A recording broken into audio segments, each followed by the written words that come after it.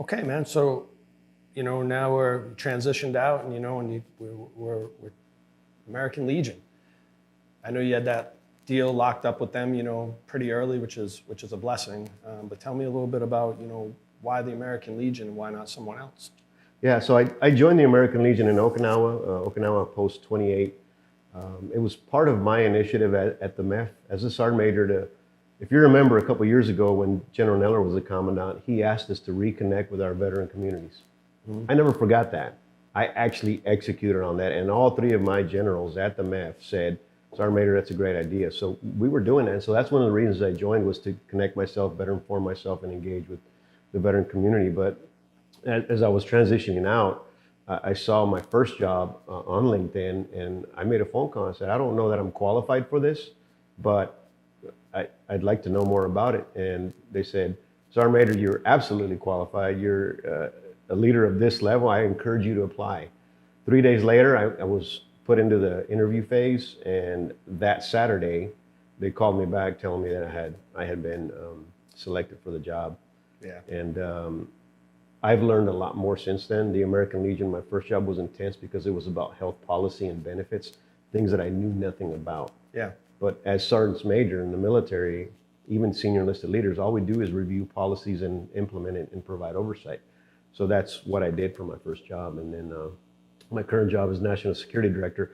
A little bit better fit with my 31 years in the Corps and DOD, and it's an amazing opportunity, and I couldn't be in a better place.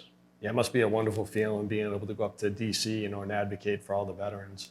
From what I understand, and please, provide some detail to it, the American Legion is a little bit different than other organizations. I mean, isn't it open to all veterans, vice just like the VFW, which is only combat guys? Correct. Yeah. And the Marine, the Legion changed some of their bylaws to allow veterans to join, right? And so what service members in the military don't know is they qualify for service with the Legion too.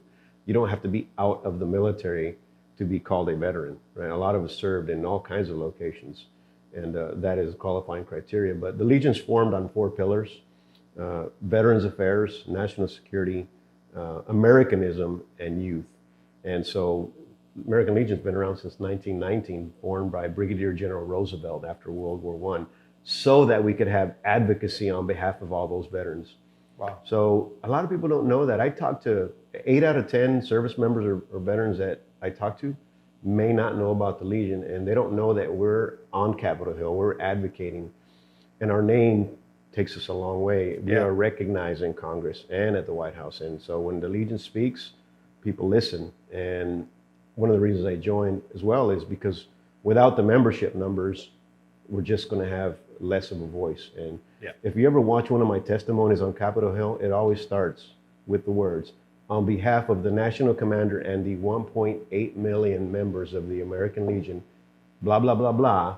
Yeah. That's why those numbers matter. We're not making money in the American Legion. All our money goes back into advocacy to change all these laws and improve conditions for DOD and veterans. Yeah, God bless you for doing that, man. I think it's just incredibly important effort.